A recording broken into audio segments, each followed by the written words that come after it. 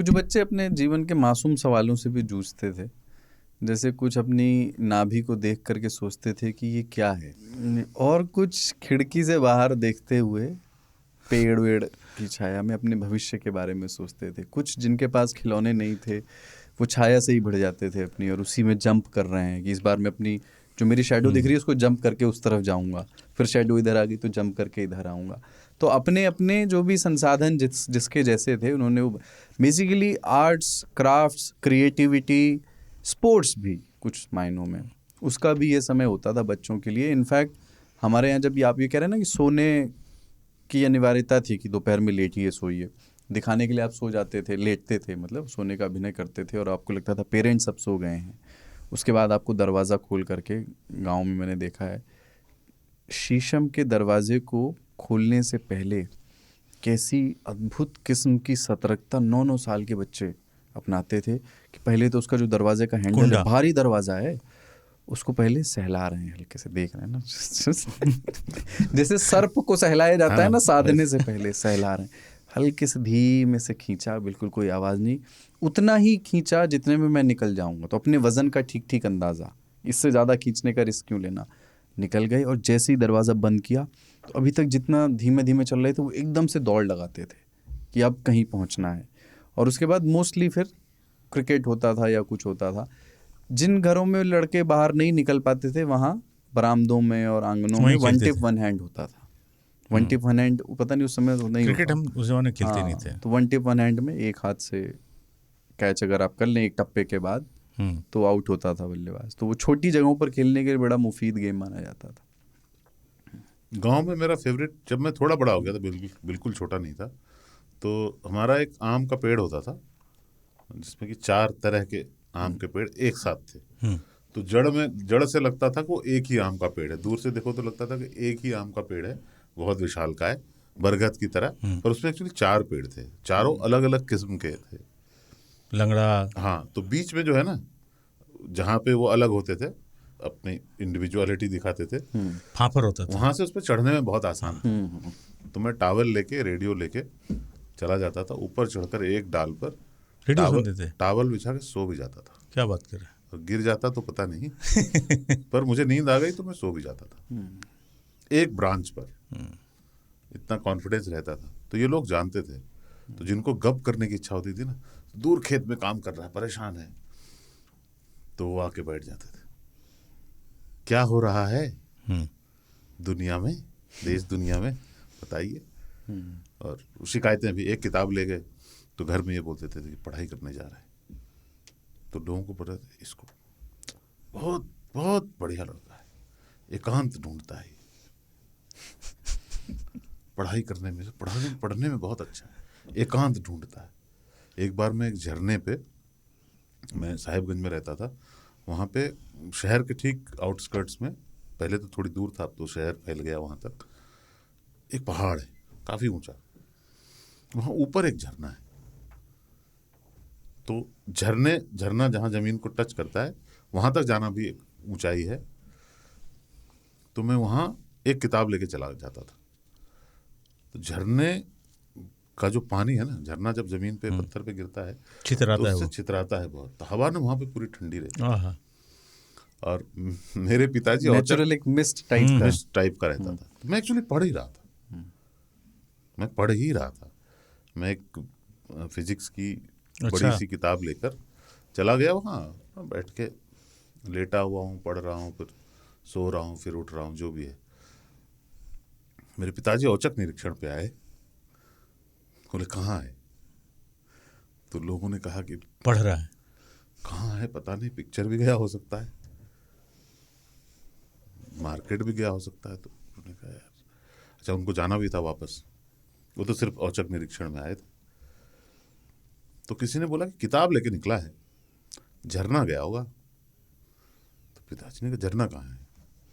उन्होंने कहा चलिए चाचा चलते हैं। ऐसे भी तो होते हैं। हाँ। तो उसको लगा कि आज होगा, आज कुटाई होगी, कुछ गलत करते हुए पकड़ा जाएगा, इतनी दूर अकेले गया है, कौन सा किताब है, किसी तरह की चीजों का सेवन कर रहा हो, पता नहीं। तो हम लोग धावा बोलेंगे, रेड होगा, तो इस लिहाज से हो गए। उन्होंने भी वो हाइक किया, ओह, चढ़ के एकदम। हाँ, पिताजी के साथ वो भी हाइक पे गए। और मेरा लक और उनका बैड लक।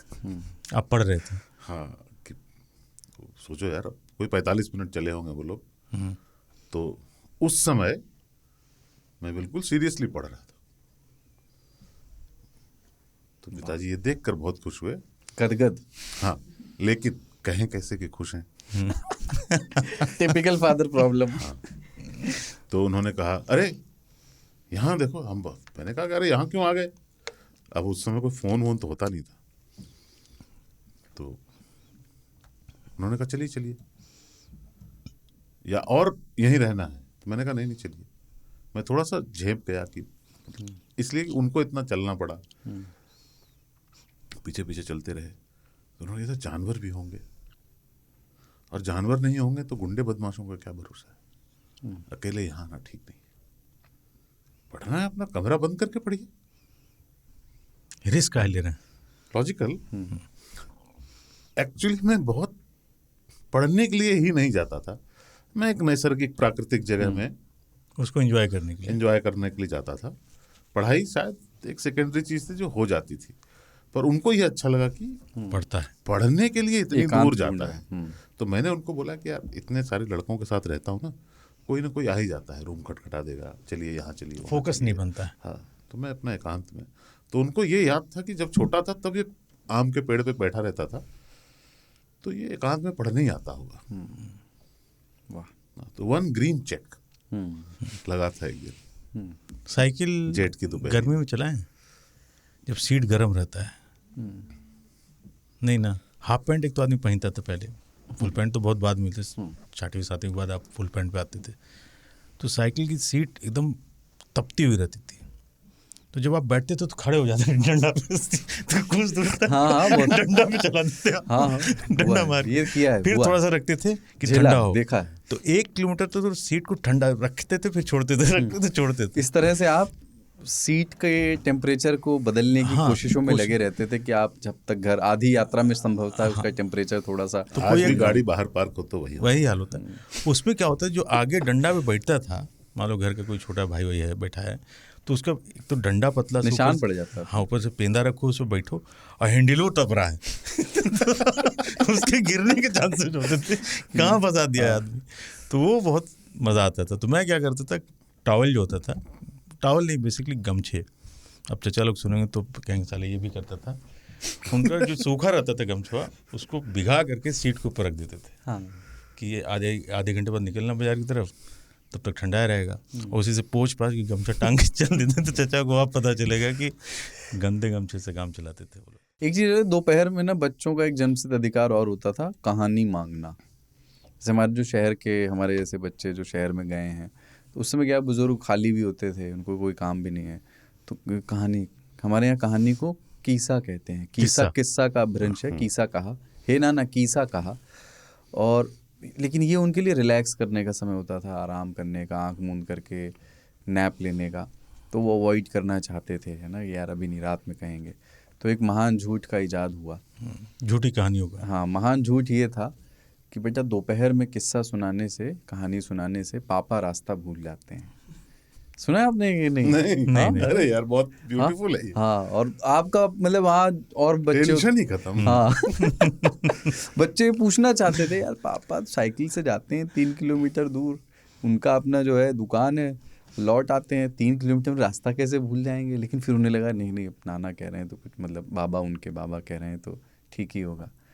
ये भी होता था दोपहर। हमारे यहाँ होता था कि अगर मामा का पैर छू दोगे ना तो मामा रास्ता भुला जाए। हाँ, ये भी चलता था, है ना। तो मामा आप जब आते हैं हम लोग पैर की तरफ भाग, नहीं बेटा नहीं, तुम कुछ पैसा दीजिए, तो 1-2 रुपये दे देते, छोड़ देते थे। ये इसलिए होता होगा मेरे ख्याल से कि मम्मी के घर पे अगर आए हैं तो अगर पैर दबाओगे तो शायद बुरा लग जाएगा, तो इधर वालों को, तो इसलिए कहा गया होगा मामा के पैर नहीं दबाते हैं। लेकिन बच्चों के संबंध में जैसे दोपहर की नींद जितनी हल्की होती है ना, अपराध भी उतना ही, मतलब अपराध आप दोपहर में कर लें अगर बालक हैं, बच्चे हैं, जैसे आप कढ़ाई बेचाए या वो कराए, उसके साथ एक एज है, क्योंकि दोपहर में आप जो भी अपराध करेंगे उसकी सज़ा शाम को ही मिलेगी।